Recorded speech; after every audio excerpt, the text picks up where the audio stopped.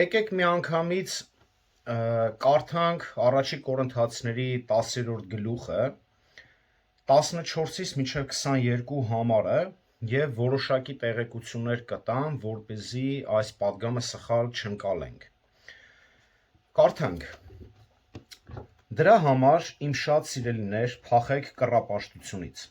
Ձեզ հետ խոսում եմ ինչպես իմաստունների հետ։ Ինքներդ դատեցեք, ինչ որ ասում եմ։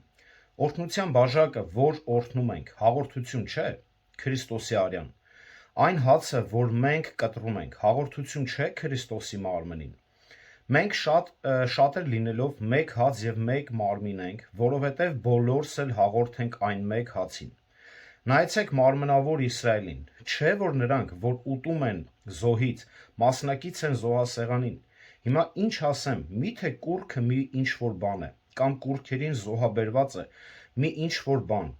բայց ես ասում եմ, եթե այն, ինչ հեթանոսները զոհում են, դևերին են զոհում, եւ ոչ թե Աստծուն, իսկ ես չեմ կամենում, որ դուք հաղորդ լինեք դևերին։ Չեք կարող խմել եւ Տիրոջ բաժակից եւ դևերի բաժակից, չեք կարող մասնակցել եւ Տիրոջ սեղանին եւ դևերի սեղանին, կամ թե Տիրոջ նախանձը գրգռել, միթե մենք նրանից զորավոր ենք։ Ամեն։ Ուրեմն որոշ տեղեկություններ տամ, որպեսզի այս պատգամը սխալ չընկալվի։ Նախ եւ առաջ պետք է ասենք, որ հավատացյալը երբեք սրտով չի կարող նա լինել կռապաշտ, երբեք չի կարող լինել։ Այո, այսօր լսում ենք շատ պատգամներ, որ կարող է հավատացյալը դառնալ կռապաշտ եւ այլն ոչ։ Տերը սիրտը, մարդու սիրտը ամբողջությամբ է փոխում, վերածնելով նրան Սուրբ Հոգու միջոցով, վերստին ծնունդ տալով ամբողջությամբ փոխում է մարդու սիրտը։ Այո, մենք ունենում ենք փոխված սրտի հետ զուգահեռ, մենք ունենում ենք որոշ սովորություններ անցյալից, որոշ կախվածություններ եւ այլն։ Հիմա տեսեք, եկեղեցիներում, բոլոր եկեղեցիներում, դարերի բոլոր եկեղեցիներում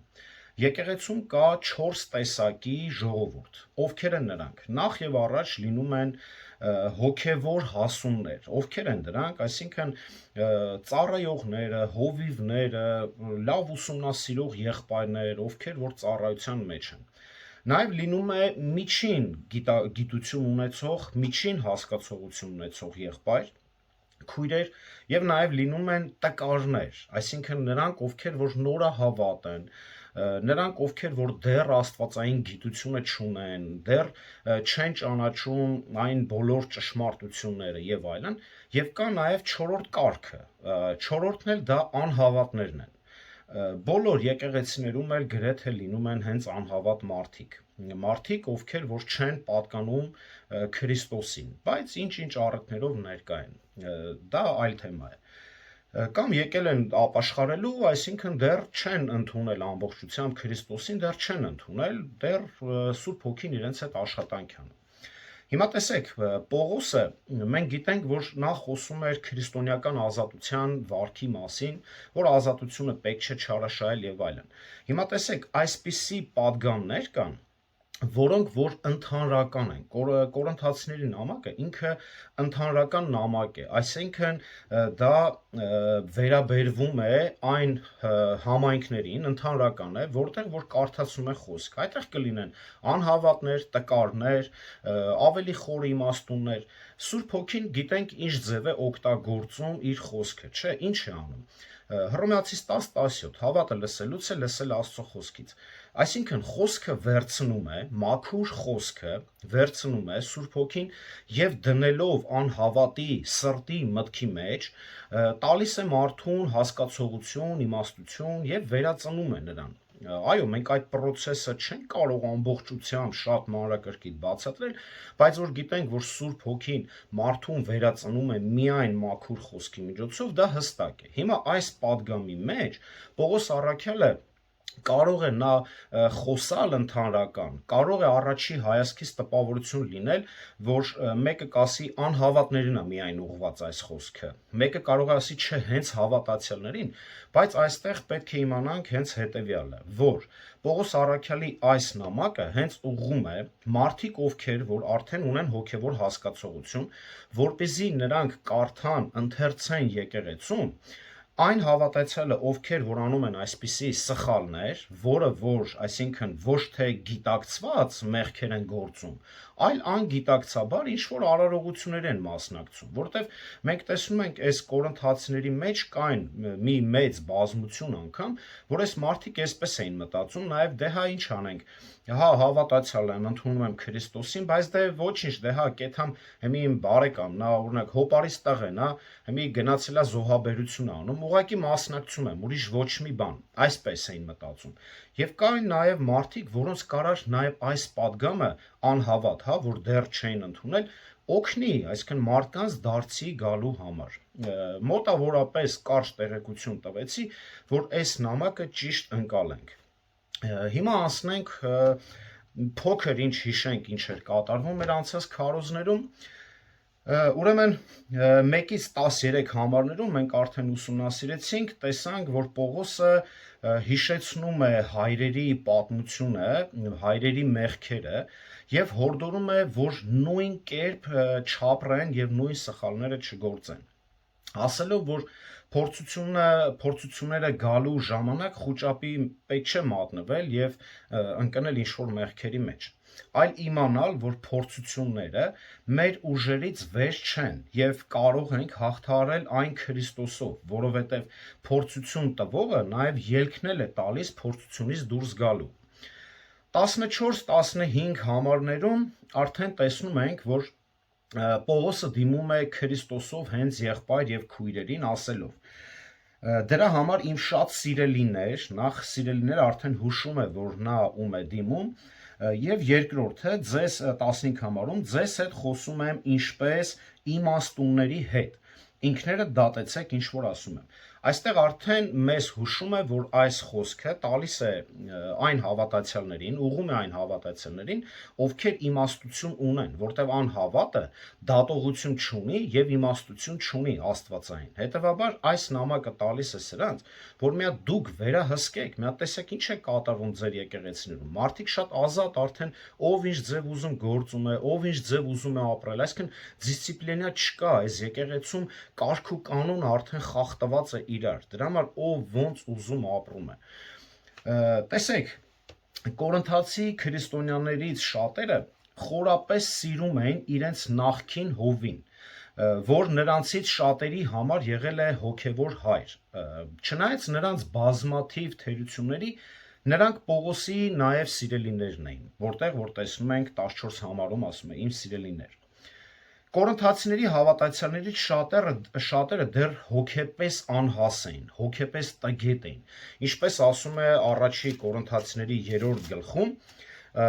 առաջի համարում այսպես է ասում. «Եվ ես, եղբայրներ, չկարողացա ձեզ հետ որպես հոգևորների խոսել, այլ որպես մարմնավորների, որպես մանուկների հետ Քրիստոսի մեջ, Քրիստոսի մեջ, այո, Քրիստոսի մեջ են, բայց շատ մարմնավոր բաներ են անում, շատ ցանկությունները հլիյանց մեջ, հին սովորությունները եւ այլն, այսինքն շատ ազատ, չափից դուրս ազատ քրիստոնյաներ են։ Բայց փրկելով, ուրեմն փրկվելով նրանք բոլորն էլ աստվածային առաջնորդություն ունեին հասկանալու համար հոգևոր խնդիրները։ Ուստի Պողոսը նրանց դիմում է որպես ողջամիտների։ Նա խոսում է այսպես, որ եթե ուշադրություն դարձնենք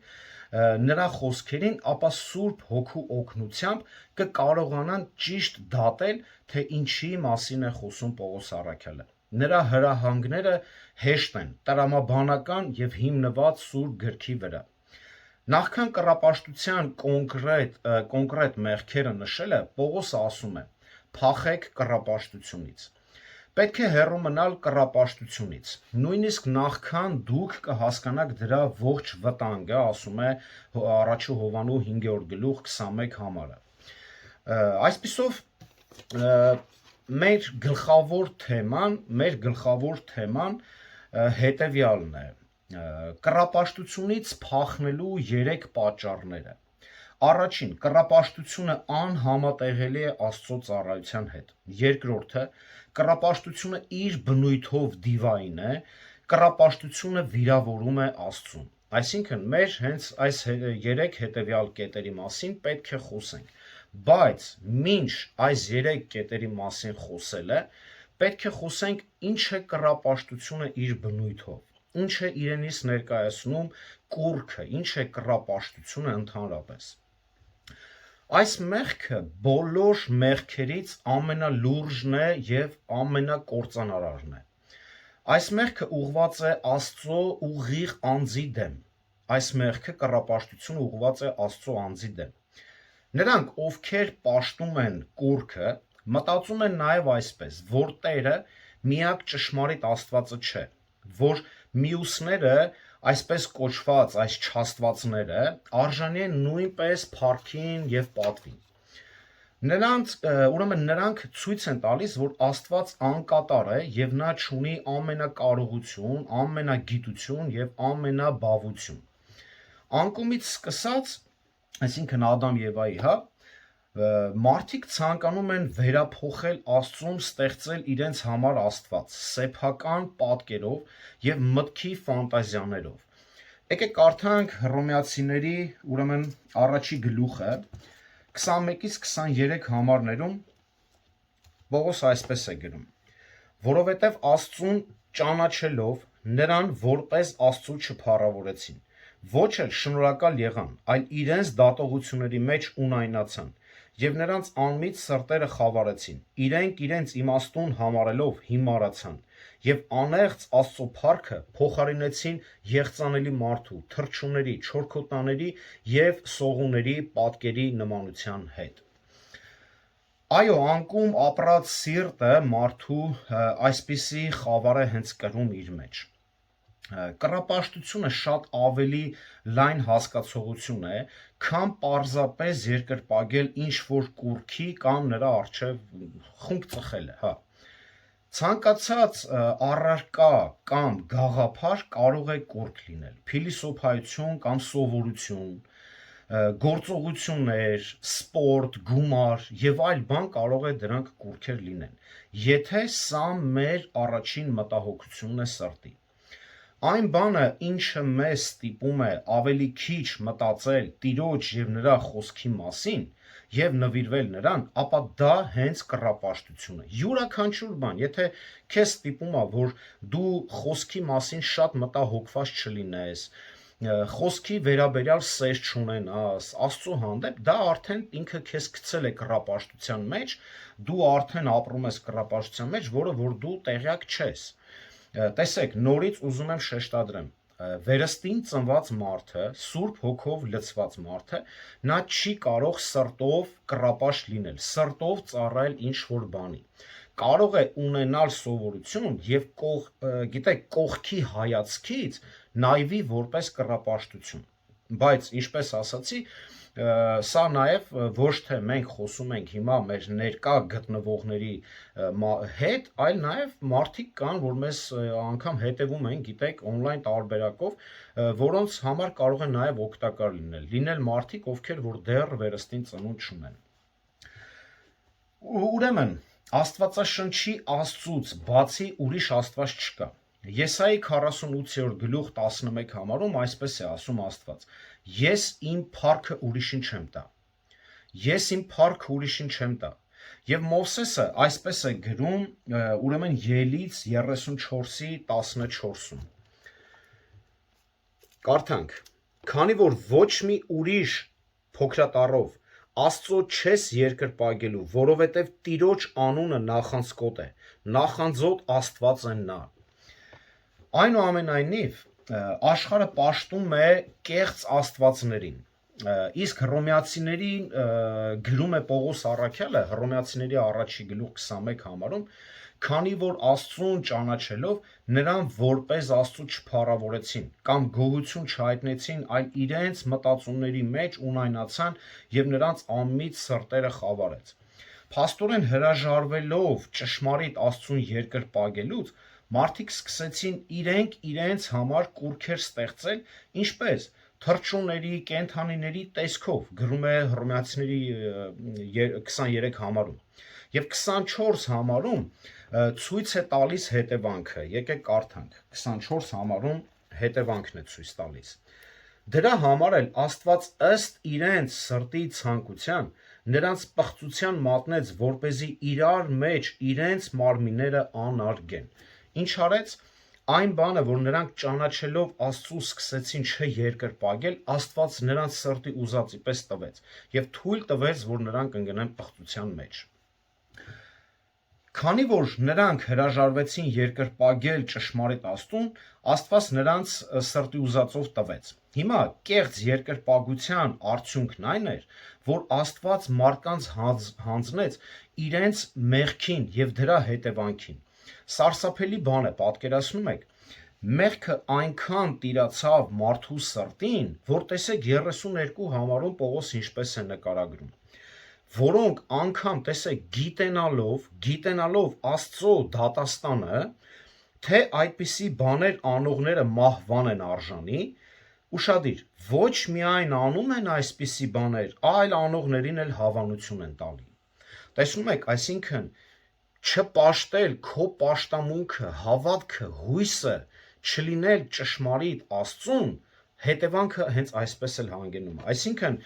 մարդիկ արդեն ինչը իրանց ամբողջ էությամբ պղծվում են, իմանալով անգամ դատաստանը։ Տեսեք, հիմա էլ մենք ինչքան ենք չէ խոսում, որ այս բան անողը դատապարտվում է, մահվան է արժանի, բայց տեսեք, այսինքն այս մարդկանց սրտերը արդեն խավարած է, ել չեն հասկանում։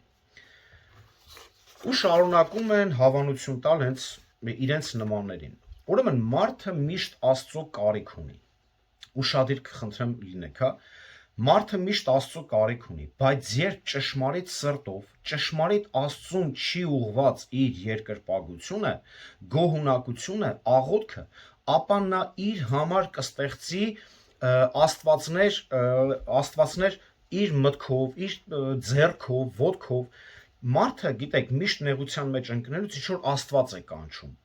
Բայց եթե իր պաշտամունքը, այսինքն նա միշտ մարդ ունի այդ կարիքը, Աստծո կարիք ունի, ինչ որ այսպես են նկարագրում, ինչ որ գերբնականի, ինչ որ մի բանի կարիք ունի, այն որ տեսնում է մարդկային ուժերից վեր է, մարդը կամա թե ակամա ինչ որ Աստծո կարիք է զգում։ Բայց քանի որ եթե մարդը չի ճանաչում ճշմարիտ Աստծուն, նա այլ Աստված է փնտրում եւ այլ Աստծո է իր երկրպագությունն ուղղում։ Երբ մարդիկ մերժում են Աստծուն, իրենք իրենց համար կեղծ աստվածներ են ստեղծում։ Սա անկասկած այն է, ինչ Աստված արգելում է հենց առաջին պատվիրանում։ Կեղծ Աստվածը կարող է լինել կամ նյութական, կամ առասպելական, գերբնական ինչ-որ էակներ։ Նաև պետք չի զարմանալ, կեղծ աստվածները կարող են լինել բմբուլի, թելի, աչքի ուլունքի, նալի, փշի տեսքով։ Եվ հաճախ մարդիկ արգելելով նյութական բաները նույնիսկ չկասկածեք, որ դա նրանց համար Աստված է։ Ես հիշում եմ Հայաստանում մի ժամանակ աշխատում էի, ինձ մի մեծահարուստ ինչ-որ մի բան էր առաջարկում, որ արի աղջկաս հետ ծանոթացնեմ, իմ աղջիկը լավ բիզնեսներ ունի Լենինգրադում եւ այլն, ուրեմն ինչ է անում, բմբուլներից, թելերից, ինչ-որ բաներ է սարքում,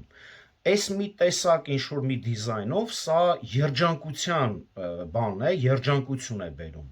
Այս մեկը, չգիտեմ, ինչ-որ մի հատ հավի բմբուլը, ինչ-որ մի հատ կլոր օղակի մեջ դա սեր է բերում, այս մեկը փող, այն մեկը երջանկություն, ու ես այդ ժամանակ արդեն նոր սկսել եմ իմ հավատքի նոր չոչ էի անում արդեն, հա, այսպես, ես միանշանակ բոլորը մերժեցի, դրա համար եմ ես շեշտում, այո, կարող են այս կեղծ աստվածները նաև լինել բմբուլի, թելի եւ այլ պարագաների տեսքով։ Եկեք կարդանք Հոբը, տեսեք ինչ է գրում։ Հոբ 31-րդ գլուխ 24-ից 28 համարները։ Եթե հույսս դրել եմ ոսկու վրա, կամ մաքուր ոսկուն ասել եմ, իմ վստահությունը դու ես, եթե մեծ հարստությանս կամ շատ բան ձեռք բերելուս համար ուրախացել եմ, եթե արևին նայել եմ նրա ամենափայլուն եղած ժամանակ կամ պայծառությամբ ընթացող լուսնին, ու սիրտս գաղտնաբար հրապուրվել է, տեսեք, ու բերանս ձեռքս է համբուրել, սա էլ դատավորի պատժին արժանի մի անօրենություն է, քանի որ ուրացած կլինեի բարձրյալ Աստծուն։ Տեսնում եք Հոբը ինչ օրինակներ է բերում, տարբեր տեղերից, երկնքից, երկրից օրինակներ է բերում։ Սա նշանակում է բացի ճշմարիտ Աստծուց բոլոր բաների վրա հույս դնելը, ապավինելը դա արդեն ինքստիկյան կռապաշտություն է։ Գիտենք, որ այսօր տեսեք հաճախակի մարդկանց հանդիպում ենք, այսօր էլ չէ կան իբրև հավատացյալներ, հույսը դնում են ինչ որ մեկը, օրինակ հիմա այս քաղաքական այս բանավեճերի մեջ Թրամփն է մեր հույսը, մեկը ասում է Փաշինյանն է մեր հույսը, մեկը Քոչարյանը եւ այլ բաներ։ Սա նույնպես կռապաշտություն է։ Մենք գիտենք, որ Սաղմոսներում ասում է, չէ, վայ այն մարդուն, որ հույսը դրել է մարդու վրա։ Այո, սա մարդու կերպարն է, ով հրաժարվում է կամ չի պաշտում ճշմարիտ Աստծուն։ Կամա թե ակամա նրա սրտում սկսում է հույսը դնել ինչ որ բանի կամ ինչ որ մեկի վրա, որն էլ կոչվում է կռապաշտություն։ Եթե դուք պաշտում եք այն, ինչ ունեք, եթե ձեր կյանքի կենտրոնում դնեք ինքներդ ձեզ անգամ ձեր ունեցվածքը կամ նույնիսկ ձեր իսկ կարիքները, ապա դուք մերժում եք ճշմարիտ Աստծուն։ Ոմանք իրենց համար գերբնական ուրեմն աստվածներ են հորինում եւ սա նույնպես անընդունելի է։ Հետևաբար, եթե մարդիկ պաշտում են սուտը գերբնական էակների, իրականում նրանք պաշտում են դևերին, որոնք անձնավորում են այս կեղծ աստվածներին։ Մենք ստեղծված ենք Աստծո պատկերով։ Մենք չենք պատկերված արծաթից, ոսկուց, քարից, հետևաբար մեր պաշտամունքը պետք է ուղղված լինի Արարչին, ով մեզ ստեղծեց հենց իր պատկերով։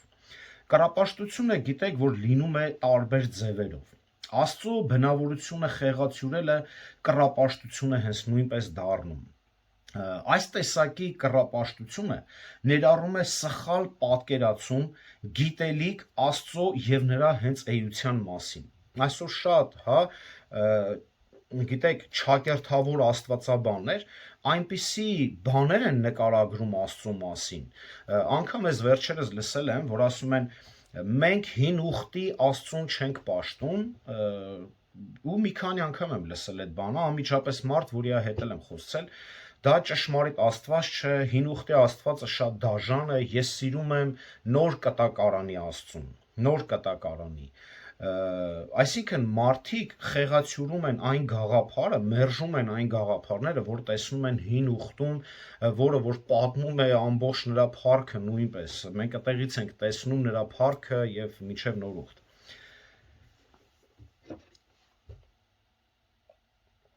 Ջոն Մակարտուրը այսպես է գրում. Մարդը մեղավոր է կռապաշտության մեջ,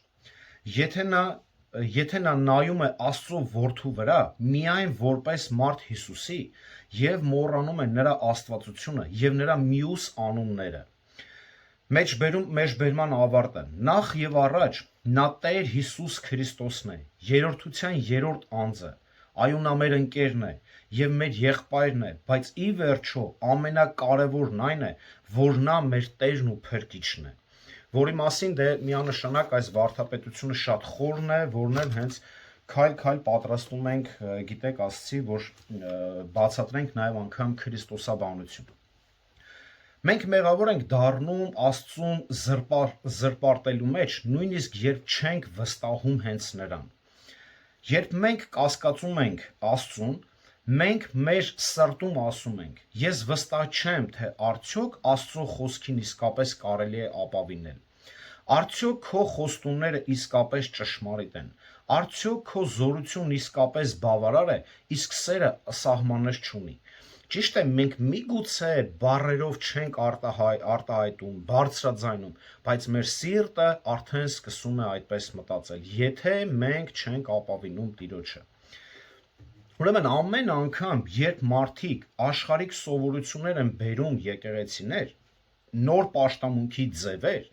ինչ որ թատրոններ են բեմադրում, գիտեք, այսօր այս եկեղեցիները դառել են հատուկ թատրոններ են անում, որ գրավեն, մարդկանց գրավեն, հետաքրքիր լինի։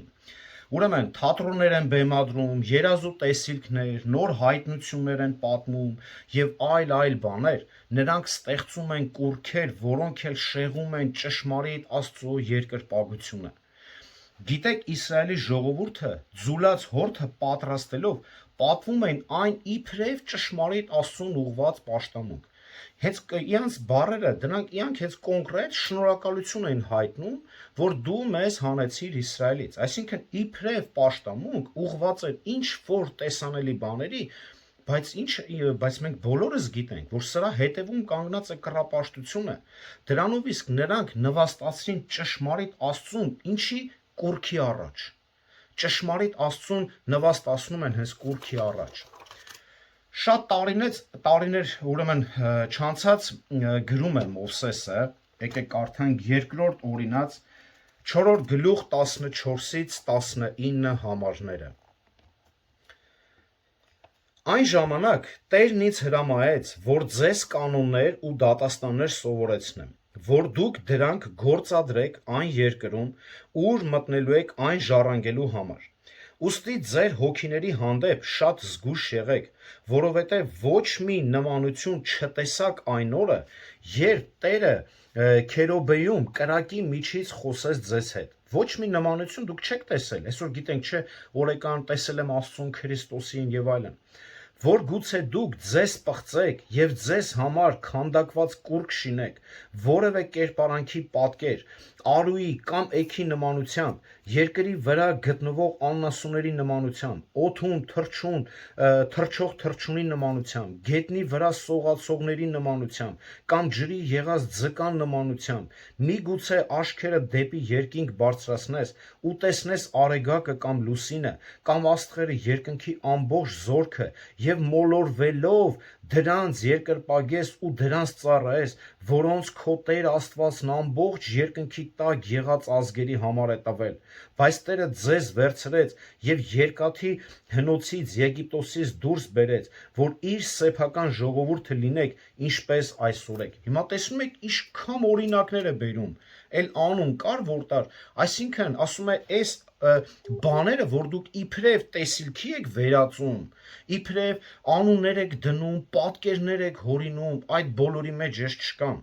Դրա համար ասում է այն բանը, որ դուք տեսաք, սա ընդամենը դուք անգամ տեսիլք չտեսաք, ինչ որ կերպար դուք չտեսաք։ Դրա համար հիմա այսօր ինչի ենք մենք այս համակարգված ձևով ասում, այսօր գալիս են տենց ինչ որ անուններ են տալի,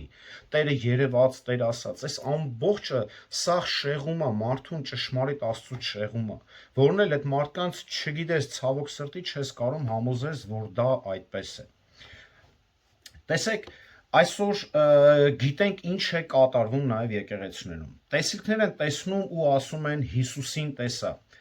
Մեկը կար ասում է քնից արթնացա, կողս նստած էր Հիսուսը։ Ինձ հետ զրուցեց, տարավ ինձ դժոխք, դրախք, հեքիաթներ եւ հեքիաթներ։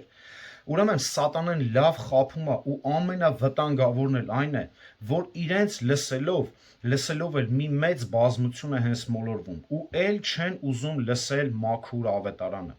Եվ այստեղ է գալիս հենց Պողոս Առաքյալի երկրորդ նամակում ուղված այն խոսքերը 11-րդ գլուխ 3-ից 4 համարները, որ ասես Պողոսը վախենում եմ ինչպես օձը խաբեց Եվային, այնպես էլ գան եւ ձեր սրտերը եւ ձեզ խաբեն եւ ձեզ ուրիշ Հիսուս Քրիստոս քարոզեն, այսինքն ոնց կարան, ուրիշ Հիսուս այո կարան։ Այլ կերպ ասած, երբ Աստված հայտնվեց Իսրայելին, նա չհայտնվեց այնտեղ տեսանելի, ֆիզիկական ձևով, այս մասին խոսում է հենց ողջ սուրբ գրության մեջ, ինչու, որովհետև Աստված չի ուզում սահմանափակվել ոմանց, որ ես այսպիսին եմ եւ վերջ։ Դրա համար այսօր այս կեղծ բաները, որ տեսնում եք ժողովուրդ, մերժեք։ Լսած կլինեք, որ անգամ նկարագրում են Աստծուն, թե իբր այս տեսքն ուներ, այն տեսքն ուներ, այն գաղափարը, որ Աստված գահին նստած մորուքով ծերունի է ինչ-որ, բացարձակապես անընդունելի է եւ հակասում է հենց Սուրբ գրքի ճշմարտություններին։ Կռապաշտությունը չի սկսվում, գիտեք, քանդակագործի այդ մուրճից, դրանից չի սկսվում։ Կռապաշտությունը սկսվում է մտքից, սրտից է սկսվում։ Երբ մենք մտածում ենք Աստծու մասին, չպետք է մեր երևակայությանը զոր տանք եւ Աստծուն նմանեցնենք ինչ որ պատկերների։ ցանկացած կերպարի պաշտամունք կռապաշտություն է։ Սա ուրեմն ամենապրիմիտիվն է կռապաշտության այս տեսակը, որն այնքան հաճախ է ուրեմն դատապարտվել հենց 5 կտակարանում, երբ մարդն իր ձեռքով ստեղծում է պատկեր, այնուհետև երկրպագում է այն, խոնարհվում նրա առջև եւ աղոթում հենց նրան ասելով։ Ինչ է ասում։ Եսայի 44-ի 10-ը, որ ցախը վերցնում են, ջարդում են, դրա վրա ճաշ են պատրաստում, տաքանում են ու հետո այդ նույն ցախով ինչ են անում 17 համարը 44-ի 17-ը։ Իսկ ավելացածից այդ փայտից չաստված է շինում, նրան երկրպագում, նրան աղոթք անում ու ասում. «Փրկիր ինձ, քանի որ դու ես իմ Աստվածը»։ Տեսնում եք մարդու տեսակը։ Եվ այսօր, գիտեք, պետք չի համեմատական չտանել, այո, պետք է համեմատական տանել։ Եթե մենք այսօր գիտենք ինչ է կատարում նաև մեր առաքելական եկեղեցիներում, ինչեր են անում այդ ամբողջը, փոքր ինչ կխոսենք։ Նույնիսկ Քրիստոսի այստեղ արձաներին եւ նրա այլ պատկերներին չի կարելի բարենպաստ անգամ վերաբերմունք ցուցաբերել, հույս եւ ակնածանք ունենալ։ Միայն Քրիստոսին պետք է երկրպագել ոչ թե նրա ենթականերին, որը մարդը ստեղծել է։ Ինչ էլ որ ասենք այս հարցում եւ ինչ էլ որ լինի մեր մտադրություններում, այս պատասխանները չեն ներկայացնում Հիսուս Քրիստոսին։ Աստված հոգի է եւ նրան, ովքեր երկրպագում են, պետք է երկրպագեն հոգով եւ ճշմարտությամբ, ասում է Հովհաննես 4:24 համարը։ Եթե Աստված ինքնին հոգի է, մենք ինչպես պետք է երկրպագենք։ Դրա համար այսօր ցուցադրական աղոթքներ եւ այլն, ոչ, դրա համար Հիսուս ասում էր մտի քո սենյակը, որ դու քո հոգին արդեն աղոթք անի, հոգով, հասկանալով, գիտակցելով։ Դրա համար Աստված հոգի է, մենք չպետք է վազենք ինչ որ տեսանելի բաների հետևից, որ այսօր լցված են, ինչ որ անպայման մի բան են ուզում տեսնեն, որ պաշտեն։ Դրա համար էլ հորդորում են, գնացեք, երազ տեսեք, տեսիլք տեսեք, տեսեք, զոռով մարդուն բերում գցում են կռապաշտության մեջ։ Սա է վարդապետությունը այսօրվա։ Դևերին երկրպագելը կռապաշտություն է։ Հիմա կարող է բոլորդ էլ ասեք, դե հա գիտենք, որ դևերին երկրպագելը կռապաշտություն է, բայց այն սերտորեն կապված է պատկերների պաշտամունքի հետ, որոնց հետևում դևերը հաճախ հենց թաքնվում են հենց դևերը։ Խոսելով մեծ նեղության մասին, Հովհաննես 9-րդ գլուխ, հայտնություն 9-րդ գլուխը, մեծ նեղության մասին Հովհաննեսը կանխատեսեց այս ամենը եւ ասելով, Հովհաննես հայտնություն 9-րդ գլուխ 20 համարը։ Եվ այն մարդիկ, որ չսպանվեցին այս հարվածներից, չապաշխարեցին իրենց ձեռքերի գործերից, որ այլևս չերկրպագեն դևերին, ոսկուց, արծաթից, պղնձից, քարից ու փայտից շինված կուռքերին, որոնք ոչ կարող են տեսնել, ոչ լսել, ոչ էլ քայլել։ Հրեշտակների երկրպագությունը նույնպես կռապաշտություն է։ Կողոսացիների 2-րդ գլուխ 18 համարում Պողոսը հետևյալն է գրում, 2-րդ գլուխ 18 համար։ Թող ոչ ոք ձեզ չզրկի մրցանակից, ինքնակամ նվաստացությամբ եւ հրեշտակների պաշտամունքներով, միջամուխ լինելով այսպիսի բաների, որ չի տեսել իր մարմնավոր մտքով զուր տեղը հպարտանալով։ Էլի չեն տեսնում, չէ՞, շատերը ինչ որ ոչ հրեշտակ, ոչ բան, բայց ինչ որ պաշտամունքներ են անում։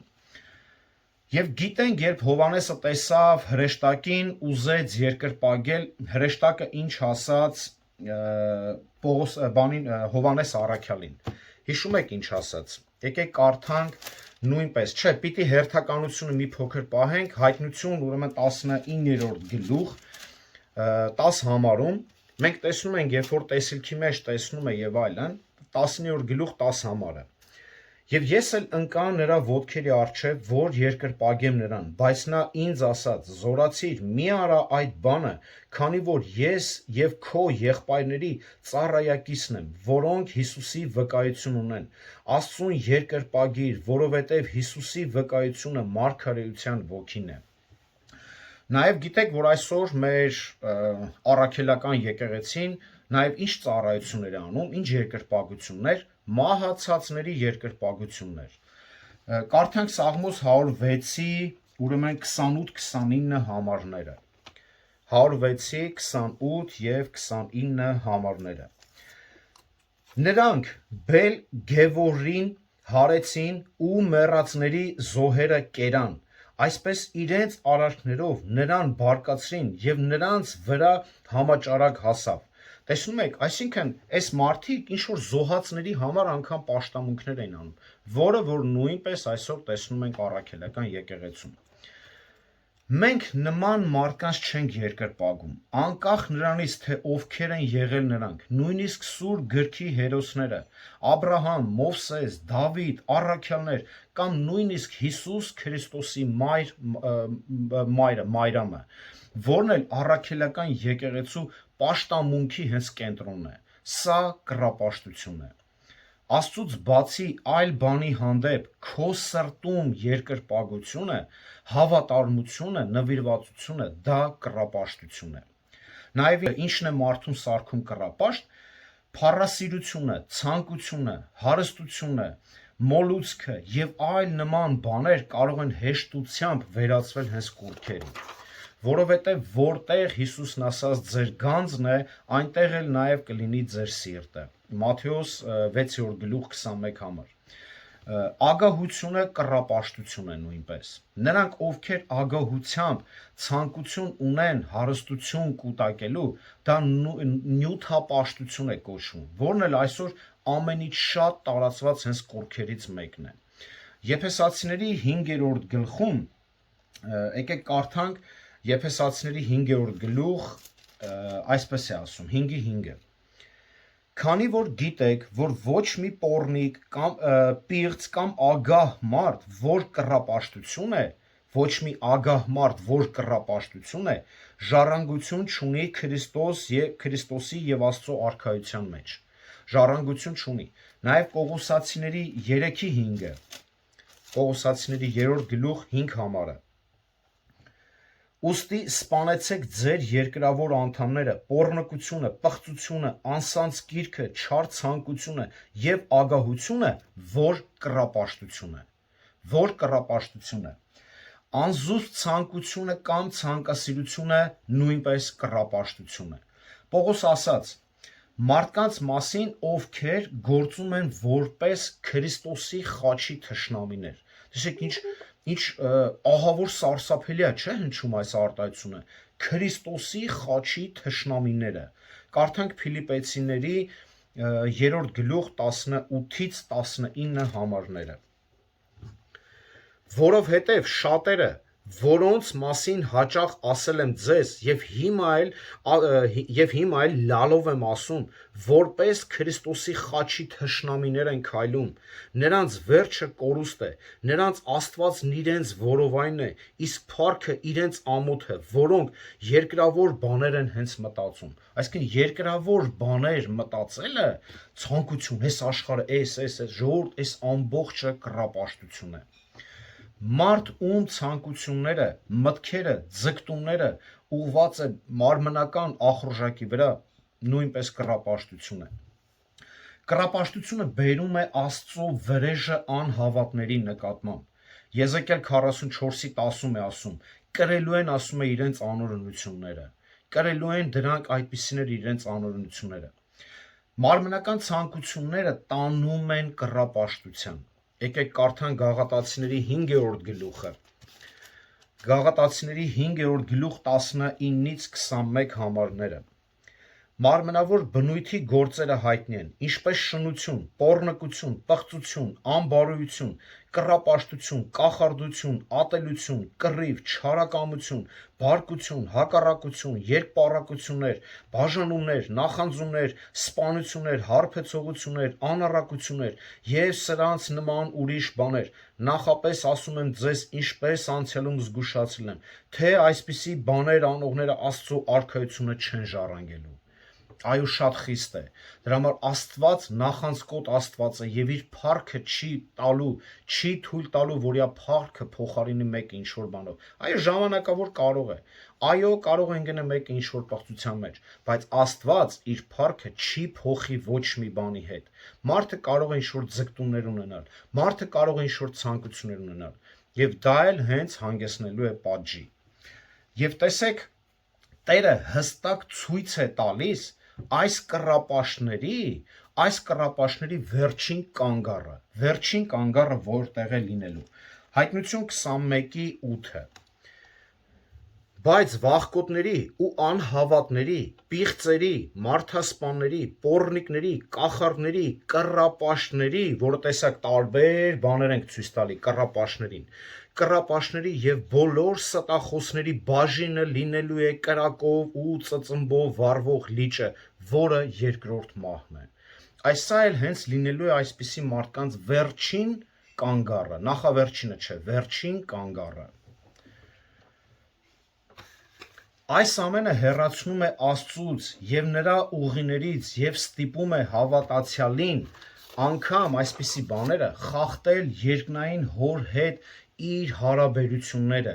Այո, մենք չենք սրտով պաշտում ինչ որ կուրքերին, բայց գիտեք, երբեմն լինում է այս կորինթացիների նման շատ ազատ կարող ենք մեզ զգալ։ Գիտեք, այսօր հավատացյալներ որոշ առումով չարաշահում են Քրիստոսին, չարաշահում են Աստծուն, այսինքն մի բան անում են, տեսնում են, որ պատիժ չկա, մեկը չկա, երկու պատիժ չկա, 3 չկա, սկսում են շահագործել Աստծուն, բայց չեն հասկանում, դա իր սերն է, իր ողորմածությունն է։ 1-2 չի պատժի, բայց ինչպես Եբրայեցիների 10:31-ում է ասում, զգուշ եղեք Աստծո ապտակից։ Աստված իր առատ ողորմությամբ շարունակում է մաքրել հավատացյալներին, բայց հավատացյալի նման արարքները քիչ մեղավոր չի դարձնի նրան։ Եթե ասենք օրինակի համար այսօր հավատացյալը չի կարա գողանա, ով կարա ասի չէ, չի կարա։ Մենք չենք ասում սա իր էությունն է, իր տեսակն է, մենք չենք ասում սա նորմալ է, կարա ինչ որ սխալներ թույլ տա, բայց այս բաները արդեն մեզ խանգարում է, չէ՞, մեր հարաբերությունները մեր հոր հետ, եւ սկսում է մեր շփումը, անգամ դուք էլ զգացած կլինեք, չէ՞, որոշ մեղքեր անելով կարծես թե ոնց որ ամոթ քաշենք, չեն կարողանում անգամ աղոթ քանենք։ Լինում է, չէ՞, այսպես, ու սենց կամաց ոնց որ մեզ ավելի ստիպի հեռվանալ։ Դրա համար Պետրոս ասում է. զգուշ եղեք, սատանան մռնչացող առյուծի պես շրջում է մեր կողը, որ կուլ տա, մարդկանց կուլ տա։ Ընդհանուր առմամբ այս ամենը ազդեցություն է թողնում հավատացյալի հոգևոր եւ բարոյական կյանքի վրա։ Այս ամենը կռապաշտություն է, որը որ թվարկում ենք, եւ ազդում է թե անհավատի եւ թե հավատացյալների վրա։ Դա անհավատին ավելի է հեռացնում Աստծուց, իսկ հավատացյալին ստիպում է խախտել իր երկնային հոր հետ իր հարաբերությունները։ Ոչ մի կուրք չի կարող օգնել մարդուն, չի կարող ներել, փրկել, հոգուն խաղաղություն տալ կամ լուծել խնդիրները։ Կուրքերը ոչ մի լավ բան չեն կարող տալ մեզ, մենք միայն նրան կարող ենք արձագանքել հետևյալ ձևով, որը գրված է Առաջի Կորինթացիների 14-րդ գլխի հենց վերջին հատվածում. փախեք կռապաշտությունից։ Միայն այս ձև փախնենք ուղակի կռապաշտությունից։ Այս նման բաներից մենք փախչենք։ Ուղակի տեսնելով մենք ունենք, Պողոսն ինչ է ասում 15-ում, մենք ունենք արդեն իմաստություն, ունենք գիտություն, եւ փախնելով հանդերձ նաեւ մեր կողի մարդկանց պատմենք այս ամենը, բացատրենք այս ամենը ինչ հետևանքներ կարող է կրել, որն էլ որ Պողոս հենց այս հավատացյալներին, հասուն հավատացյալներին, հասկացող հավատացյալներին կարծես հենց այս հորդորը տար, որպեսզի ընթերցվեր եկեղեցիների մեջ, որ մարդիկ հասկանային, մեկը դարձի գար, մեկը փախներ եւ այլն։ Հիմա 16-ից 22 համարներում դժվար չէ արդեն կռահել, թե ինչ է ուզում ասել Պողոս առաքյալը։ Այսքան մեկնաբանությունները, թե եթե մենք խոսացինք կռապաշտություն եւ այլն։ Այստեղ հենց Պողոսը 3 պատճառ է բերում, թե ինչու պետք է խուսափենք, ինչու պետք է փախնենք կռապաշտությունից։ Առաջին, որովհետև դա անհամատեղելի է Աստծո ծառայության հետ, դա իր բնույթով դիվային է, եւ երրորդը, դա վիրավորական է Աստծուն, վիրավորում է Աստծուն։ Հիմա խոսանք առաջին կռապաշտությունը անհամատեղելի Աստծո ծառայության հետ։ Հրեական զատկի տոնին ավանդաբար խմում էին 4 բաժակ գինի։ Սա իրենց մոտ ավանդույթ էր, բայց Հիսուսը երրորդ բաժակը բարձրացրեց եւ ասաց. «Սա է իմ արյունը»։ Մարկոս 14-րդ գլուխ 23-ից 24 համարներում։ Եվ այս բաժակը դարձավ Տիրոջ ընթրիքի հենց խորհրդանիշը։ Ասես Տերն առանձնացրեց այս գավաթը ի նշան հատուկ գոհություն, ապա տվեց նրանց իր աշակերտներին, ասելով 26-27 համարը վերցրեք եւ խմեք։ Քրիստոնյաների համար սա օրհնության գլխավոր բաժակն է, որը մենք իր հերթին գոհություն ենք հայտնում Հիսուս Քրիստոսին նրա մահվան համար եւ ընդունում ենք այն ի հիշատակ մեր Տիրոջը։ Պողոսն իր խոսքերը կառուցելու ձևից հեշտ է ենթադրել, որ դա Տիրոջ ընթրիքը հաստատված կանոն էր հավատարիմ քրիստոնյաների մեջ։ Ինչ է ասում. օրհնության բաժակը, որ օրհնում ենք, հաղորդություն չէ Քրիստոսի արյան։ Տիրոջ ընթրիքը հաստատված կանոն է, որը Տերը պատվիրել է մեզ հիշել իրեն եւ այն կատարած զոհը, որը որ ինքը կատարեց Ղուկաս 22:19։ Սա հաղորդակցություն է Տիրոջ եւ նրա ժողովրդի հետ։ Տոնում ենք այն, ինչ ունենք ընդհանուր։ Ինչ ունենք ընդհանուր. փրկություն եւ հավիտենական կյանք։ Ճիշտ է։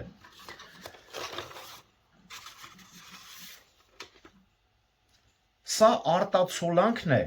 ուշադիր, սա արտացոլանքն է կատարյալ ընկերակցության, որը մենք կունենանք երկնքում։ Հաղորդություն, կոյնոնիա բառը նշանակում է ընդհանուր բան ունենալ, ընդհանուր համագործակցություն ունենալ։ Նույն հուներեն բառը օգտագործում է, երբ խոսում ենք, որ կանչվել ենք Հիսուս Քրիստոսին հաղորդակից լինելու։ Առաջի Կորինթացիների 1:9 հոգու հաղորդության մասին է խոսում, Փիլիպպեցիս 2:1-ը։ Նրա չարչարանքների մասնակից լինելու նույն կոյնոնիա բառն է օգտագործում, Փիլիպպեցիների 3:10-ը, եւ ծառայությունը մասնակցելու նաեւ սրբերին, որ սրբերին օգու ծառայելու համար, երկրորդ Կորինթացիների 8:4-ը։ Երբ մենք ճիշտ մասնակցում ենք հաղորդությանը, ունենք հոգևոր ընկերակցություն Քրիստոսի եւ այլ հավատացյալների հետ։ Հաղորդությունն ավելին է, քան պարզապես խորհրդանիշը, դա ընդհանուր խորը հոգևոր փորձառություն է։ Սիրած մարդու լուսանկարը նույնը չէ, ինչ հենց ինքը անձը։ Եվ ամեն անգամ, երբ որ մարդուն նայում ենք, կարծես ինչ-որ բաներ հիշենք տվյալ անձի մասին, բայց հավանաբար այդ անձը այդ պահին չի հիշում մեր մասին, ճիշտ է, այնպես չի, որ այդ պահին էլ ինքն է մի հատ էլ մեզի հիշում եւ նույն հիշողություններն ունենում։ Բայց մեր Տերը լավ գիտի, եւ մեր Տերը լավ գիտի, երբ մենք հաղորդակցվում ենք, երբ որ մենք այս հաղորդությանը հասկանալով հիշում ենք նրա մահը եւ կատարած զոհը, եւ այս ամենը Տերը լավ իմանալով նույնպես իր Սուրբ Հոգով, իր Սուրբ Հոգու զորությամբ նաեւ մենք հաղորդակից ենք լինում թե Տիրոջ եւ թե իր սիրելիների, իր զավակների հետ միասին։ Երբ հիշում ենք նրա մահը, այն փաստը, որ նա մեզ համար դարձավ մեղք, կրեց մեր պատիժը եւ փրկագնեց մեզ, մենք հիշում ենք այն ամենը, ինչ խորհրդանշում է նրա թափած արյունը։ Այնուհետև մենք մասնակցում ենք նրա եւ հավատացյալների հետ ամենամոտ եւ իրական հաղորդությունը նրա մեջ, նրա միջոցով։ Հացը, որը որ մենք կոտրում ենք, Պողոսը շարունակում է ասելով. այն հացը, որ մենք կոտրում ենք, հաղորդություն չէ Քրիստոսի մարմնի։ Հացը, որ մենք կոտրում ենք, Քրիստոսի մարմնի հաղորդությունն է։ Հացը խորհրդանշում է Քրիստոսի մարմինը ճիշտ այնպես, ինչպես բաժակը խորհրդանշում է նրա արյունը։ Եվ ինչպես արյունը նշանակում է նրա մահը, այնպես էլ նրա մարմինը նշանակում է նրա կյանքը։ Ուշադիր, Երբ մենք ճաշակում ենք Քրիստոսի մարմնից, մենք հիշում եւ նշում ենք նրա մարդկային բնությունը, հավերժական բնությունը, մարմնացումը, ինչպես նաեւ նրա մահը որպես մարդկային զոհաբերություն արված հենց մարդկության համար։ Սա հիշողությունն է մեր։ Եվ Հիսուսը հացը կտրեց, որպեսզի տա աշակերտներին, ճիշտ է, դա խորհրդանիշն էր, որ նա կիսում է իր կյանքը նրանց հետ, որ հիմա մենք երբ որ հաղորդակցում ենք այդ հացից, սա նշանակում է, որ Հիսուսը իր կյանքը կիսում է մեր հետ։ Սա ուրախություն է, դրա համար Պողոս էս ասում, եղբայրներ, տեսեք ինչ է արել Քրիստոս ձեր համար, այդ հաղորդությունը մի հատ հիշեք, որ անում ենք։ Հիմա դուք այս ամբողջը կիսում եք Տիրոջ հետ հաղորդակցում եւ ինչ որ գնում եք թեկուզ ձևական, կանգնում եք կուրքերի տաճարներում, զոհաբերությունների եք մասնակցում, կամ մարդկանց թույլ եք տալիս, որ գնան նման բաներ անեն, կոպիտ ասած դուրս հանեք այդ մարդկանց եկեղեցուց, այն անհավատներին, որոնց համար դա շատ նորմալ երևույթ է։ Երբ մենք քրիստոնյաներս հավատքով ընդունում ենք հաղորդությունը, Սուրբ Հոգին այս խորհրդանիշերի միջոցով օգնում է մեզ զգալ եւ գիտակցել մեր Տիրոջ զոհաբերությունը մեզ համար։ Քրիստոսի մարմինը խորհրդանշում է նաև մեր միասնությունը Հիսուս Քրիստոսում։ Մեկ հաց կա, իսկ մենք շատ ենք մեկ մարմին, քանզի մենք բոլորս նույն հացից ենք ճաշակում, բոլորս նույն հացից ենք ճաշակում։ Եվ մենք մեկ ենք Քրիստոսի հետ, մենք մեկ ենք միմյանց հետ նաև, եթե մեկ ենք Քրիստոսի հետ, այն մարդը, ով սրտով, հասկանալով, գիտակցելով, ընդունելով այս ամբողջը, մեկ է Քրիստոսի հետ, ուրեմն նաև մեկ պետք է լինի հաջորդ քույր եւ եղբոր հետ։ 19 համարում կրկին Պողոսը օգտագործում է մարմնավոր Իսրայելին որպես օրինակ։ Եկեք կարդանք 19 համարում, չէ, կներեք 18-ը, նայեցեք մարմնավոր Իսրայելին, չէ որ նրանք, որ ուտում են զոհից, մասնակից են զոհասեղանին։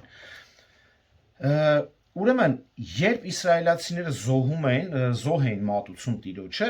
զոհի մի մասը այրում էին, մի մասը քահանաների համար կերակուր էին տալիս, մի մասն էլ իրենց էին պահում։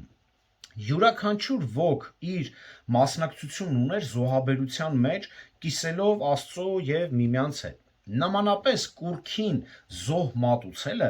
նշանակում է ինքն իրեն նույնացնել այս կուրքի հետ, ներգրավել դրանում եւ նրանց մեջ ովքեր զոհաբերում են հենց դրանք։ Պատկերացնում եք, դա եթե այստեղ նույն բանը խորհրդանշում է, որ մենք նույնանում ենք Տիրոջ հետ, հա, հաղորդակցում ենք, բայց նույն արած զոհը, այն որ հեթանոսներն են անում, դա էլ դևերի հետ է նույնանում։ Ինչ տարբերություն։ Այսինքն գործողությունը նույն է, էությունն էլ նույնը պետք է լինի։ Կրոնական, թե ծիսական արարողությունները լինեն քրիստոնեական, թե հեթանոսական, ներառում են իրենց մեջ երկրպագություն։ Կամա թե ակամա մարդը ներգրավում է դրա մեջ եւ հաղորդակից լինում տվյալ ծեսի ետևում կանգնած անձին, լինի դա Աստված, թե դևեր, թե սատանա։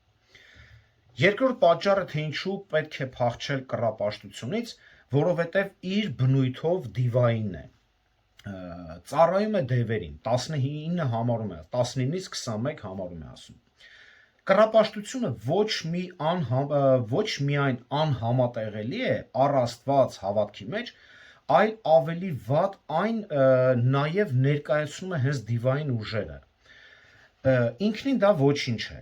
դա ոչինչ է, բայց կուրքերը ոչինչ են ասում է, չէ՞, բայց նրանք ներկայացնում են դիվային ուժերը։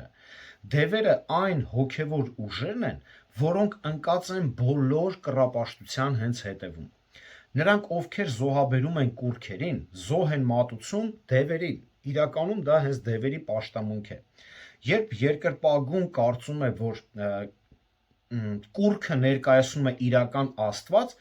Սատանան ուղարկում է իր դևերին դևերի սուր հանդակներից գործելու այս երևակայական Աստծո անունից։ Կուրքի հետևում երբեք Աստված չկա, բայց դրա հետևում կա հոգևոր ուժ, եւ այս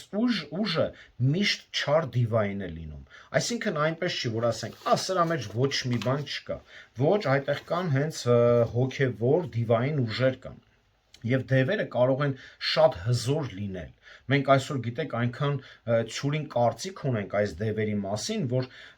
մենք հիշեք, հա, ինչ ենք խոսում, ինչն է կռապաշտություն, այս բաները, մենք կարող է դրանց անգամ ուշադրություն չդարձնենք, բայց հստակ արդեն եթե տեղյակ չենք մինչ այդ, ուրեմն պետք է տեղյակ լինենք, որ այս ամենի հետևում հենց դևերն են կանգնած։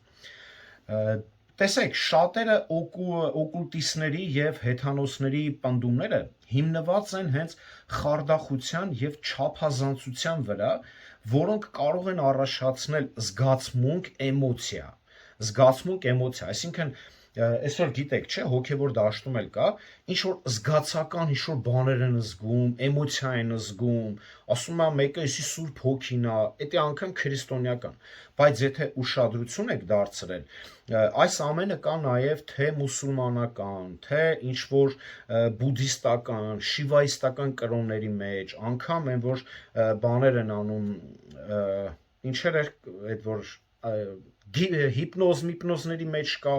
այդ ծիսական ինչ-որ անուն էլ մոռացա, այսինքն այս ամենի մեջ ինչ-որ էմոցիա կա, ինչ-որ մի ադրենալին կա, ինչ-որ մի զգացողություն կա, որը որ նույն այդ հոգևոր, այդ որ ասում ենք դևերն են կանգնած անտեսանելի, դրա համար էլ այսօր գիտեք շատերը որ ասում է վայ ընդեղ բենիհիները թաչ են անում գնում են գետնին, ինչ-որ ազդեցություն են զգում, այս մարդիկ անունը վերագրում են Սուրբ Հոգի, բայց այդպես չի, այս ամբողջի հետևում կանգնած են դևերը, ամբողջի հետևում դևերն են կանգնած։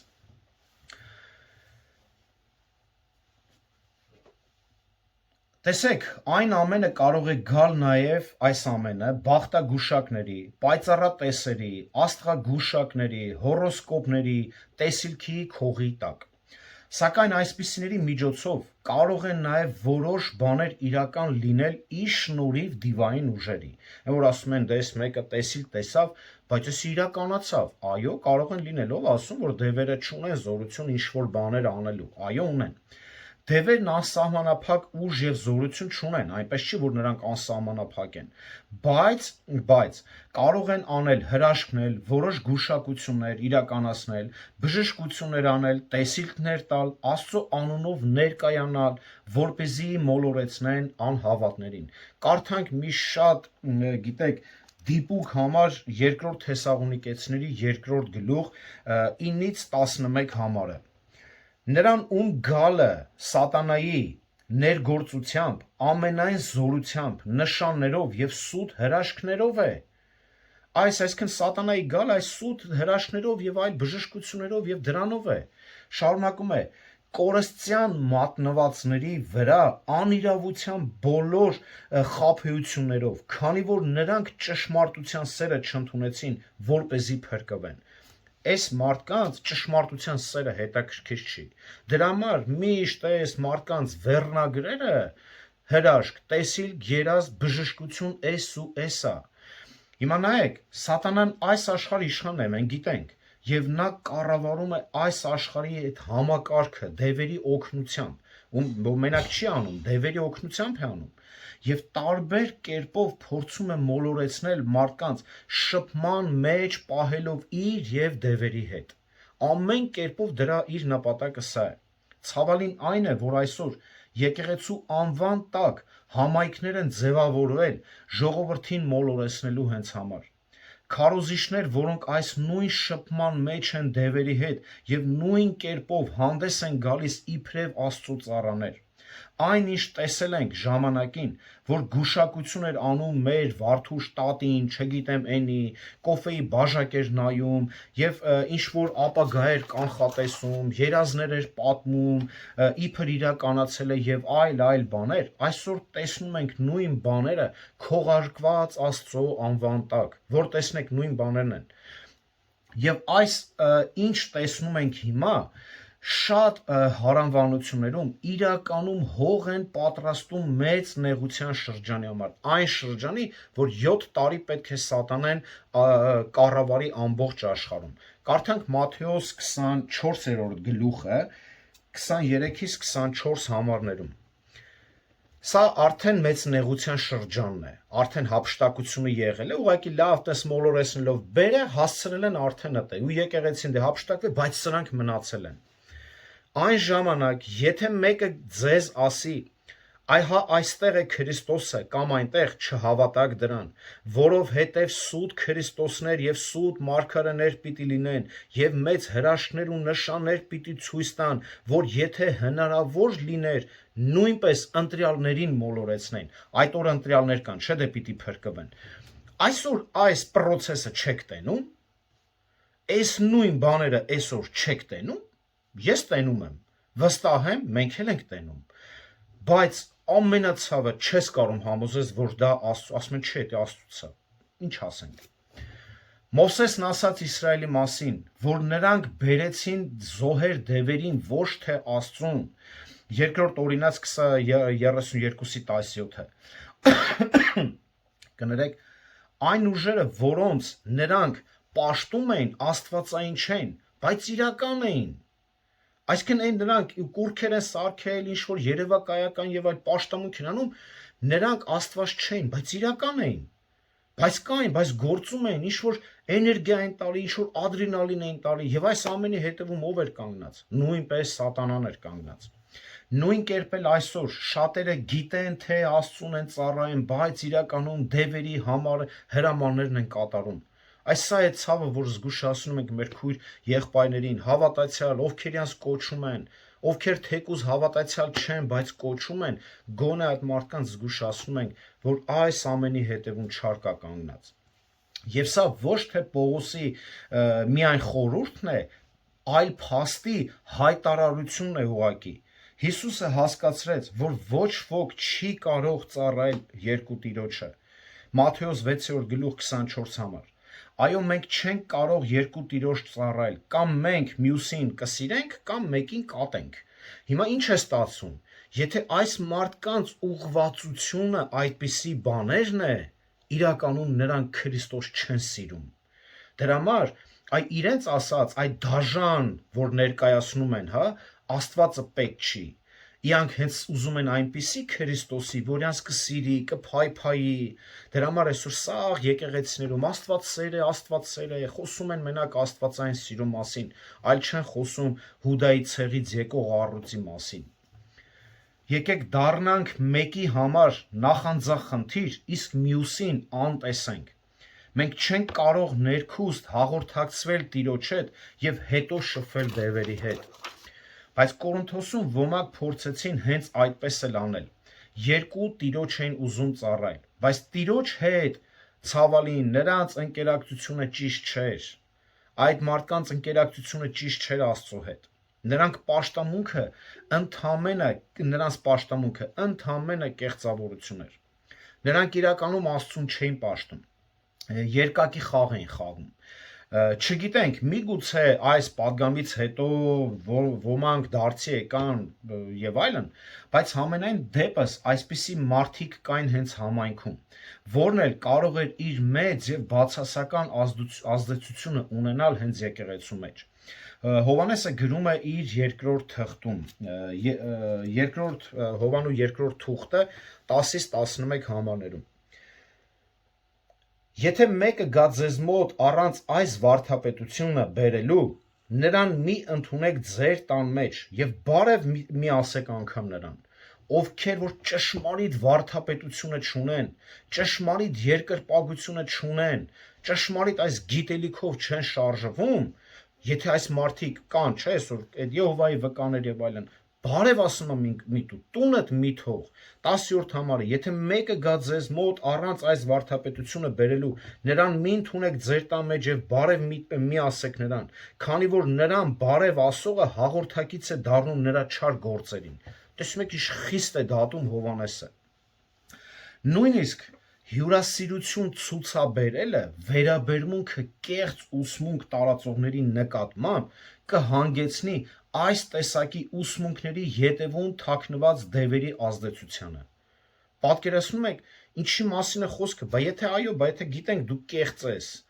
ու ճիշտ ինչ որ ջեն վերաբերմունք ենք ցույց տալի եւ այլն, ինչ է ստացվում, ընդունում ենք նրան։ Ոչ, Հովհաննեսն ասում է, բարև միտու տունդ էլ մի թող։ Այսպիսի մարդկանց հետ մտերմիկ ընկերակցությունը եւ Աստծո հետ հաղորդակցությունը նույնպես անընդունելի է։ Եվ վերջապես երրորդ պատճառը եւ ավարտենք։ Երրորդ պատճառը, թե ինչու պետք է փախչել կռապաշտությունից, հետեւյալն է. կռապաշտությունը վիրավորանք է Աստծո համար։ Կռապաշտությունը անհամատեղելի է Տիրոջը ծառայելու հետ, վիրավորական է նրա համար, դա կբարկացնի Տիրոջը։ Աստված սուրբ նախանձախնդրություն ունի, քանի որ նա չի ընդունում ոչ մի մրցակցություն։ Դրա համար Աստված ասաց Իսրայելին, երկրորդ Օրինաց, եկեք կարդանք երկրորդ Օրինաց 32-րդ գլուխ 21 համարը։ Նրանք գրգռեցին իմ նախանձը չաստվածով, իրենց ունայնություններով բարկացրին ինձ։ Ես էլ գրգռեմ նրանց նախանձը նրանցով, որ ժողովուրդ չեն, մի անմիտ ազգով կբարկացնեմ հենց նրանց։ Այո, Տերը բարկանում է կռապաշտության դեմ շատ կոպիտ, քանի որ նրա համար չկա ավելի վիրավորական բան, քան պաշտամունք, որը ուղղված է իրենից բացի որևէ չաստվածի։ Սա մեղք է, որն էլ ամենաշատը անհավատության զզվելի նշան է։ Եւ Հովհաննեսը, ինչպես ասացինք, ցույց տվեց վերջին կանգառը այնպիսի մարդկանց, Հայտնություն 21:28, որոնց պաշտամունքը ուղղված չի հենց Աստծուն։ Եվ այստեղ Պողոսի ռետորական հարցը արդեն հասկանալի է դառնում, ինչ է ուզում ասել, ասելով, որ միթե մենք նրանից զորավոր ենք, հենց 22-րդ համարում։ Միթե կռապաշտը այնքան հիմար է,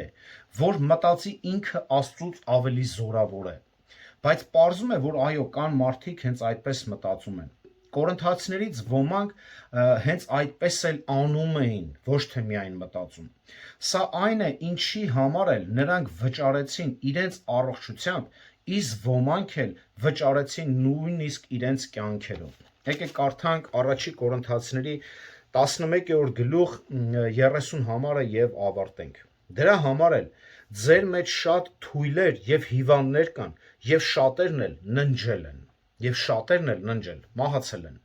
Ինչի համար, որովհետեւ գիտեք, այն ինչը որ մենք տեսնում ենք Սուրբ Գիրքը, ինչ ճանապարհ է տվել մեզ, բայց մենք չենք հետևում։ Ամեն անգամ ինչ որ մեր կյանքերի մեջ շուրջ 1000 մի հատ բան է հայտնվում, որ մեզ Աստծուց հեռու պահի։ Եվ ցավալին, դրա համար տեսնում եք ինչքան կարևոր է աստվածային գիտությունը, իմաստությունը, հաղորդակցությունը Տիրոջ հետ, որպեսզի մենք չշեղվենք ճիշտ ճանապարհից։ Եկեք